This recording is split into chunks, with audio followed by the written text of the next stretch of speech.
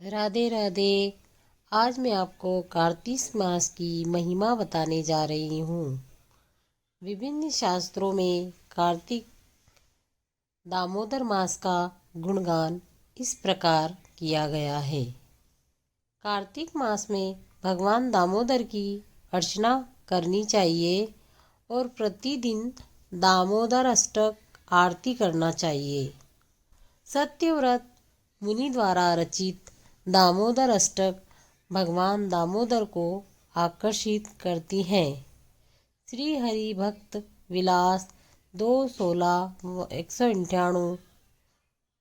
भगवान श्री कृष्ण कहते हैं, सभी पौधों में मुझे पवित्र तुलसी सबसे अधिक प्रिय है। सभी महीनों में मुझे कार्तिक सबसे प्रिय है। सभी तीर्थ स्थलों में मुझे द्वारका सबसे प्रिय है और सभी तिथियों में मुझे एकादशी सबसे प्रिय है। पद्म पुराण उत्तरखंड 112 का 3 अध्याय। 10,000 गायों को दान करने से जितना पुण्य प्राप्त होता है उतना कार्तिक मास में परम भगवान श्री कृष्ण को केवल एक तुलसी पत्र देकर ही प्राप्त किया जा सकता है। स्कंद पुराण। अगर कोई इस महीने में भगवान श्री कृष्ण की थोड़ी सी भी सेवा कर लेता है तो भगवान उसे अपने धाम में वास दे देते हैं। अगर कोई कार्तिक मास में भगवान श्री कृष्ण के मंदिर में अल्प अवधि के लिए दिया जलाता है यानी दीप दान करता है तो जो भी पाप उसने लाखों कल्पों में कल्प 100 युगों के बराबर होता है में किए हैं वो सभी नष्ट हो जाते हैं। अगर कोई व्यक्ति पूरे कार्तिक मास में प्रतिदिन केवल एक बार आहार लेता है तो वह प्रसिद्ध शक्तिशाली और वीर बन जाता है। हे नारद, मैंने स्वयं देखा है कि जो व्यक्ति कार्तिक मास में आनंद पूर्वक भगवत गीता पढ़ता है वो जन्म मृत्यु के चक्कर से छूट जाता है।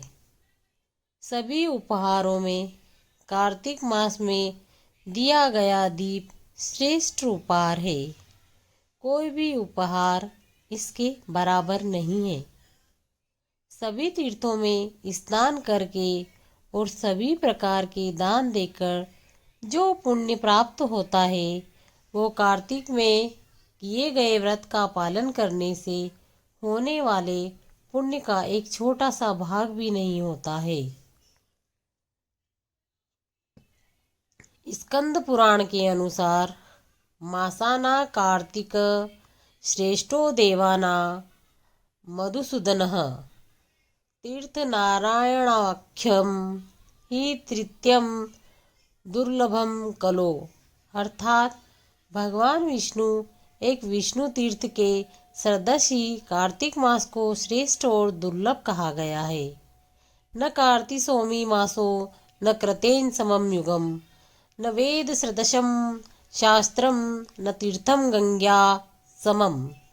जिस प्रकार युगों में सतयुग श्रेष्ठ, शास्त्रों में वेद श्रेष्ठ, नदियों में गंगा श्रेष्ठ है, उसी प्रकार महीनों में कार्तिक श्रेष्ठ है और यह भगवान श्री कृष्ण को सबसे प्रिय है।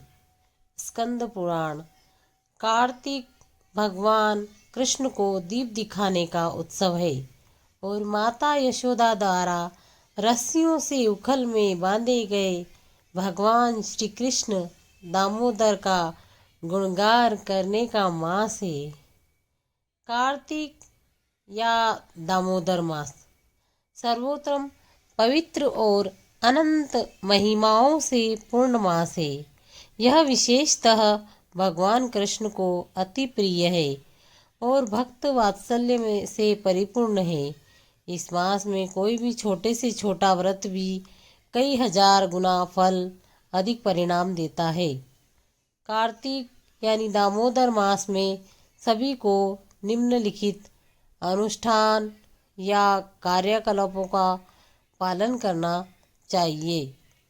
नंबर 1, प्रतिदिन भगवान श्री कृष्ण को घी का दीपक अर्पण करना चाहिए। दामोदर अष्टक का गाकर उनके तात्पर्य पर चिंतन करें। नंबर 2, सभी को सदैव भगवान हरि का स्मरण करना चाहिए।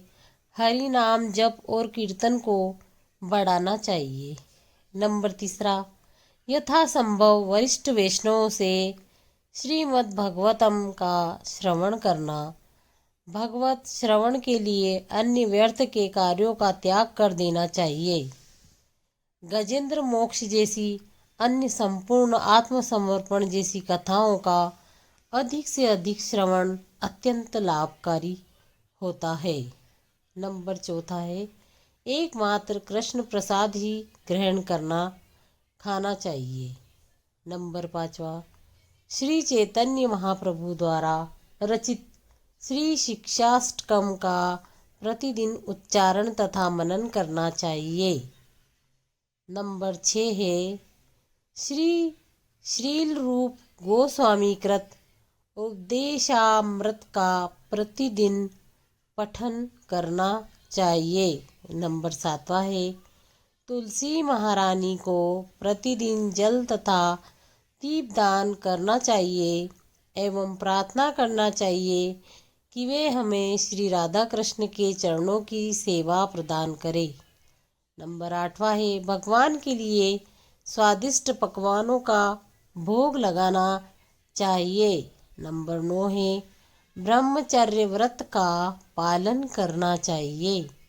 नंबर 10 है, वे दैनिक जीवन में तपस्या का आचरण करना चाहिए। दामोदर अष्टक श्रील सत्यव्रत मुनि द्वारा नारद मुनि और शौनक ऋषि से वार्तालाप में कहा गया था। इसका उल्लेख श्रील वेदव्यास जी द्वारा रचित पद्म पुराण में किया गया है।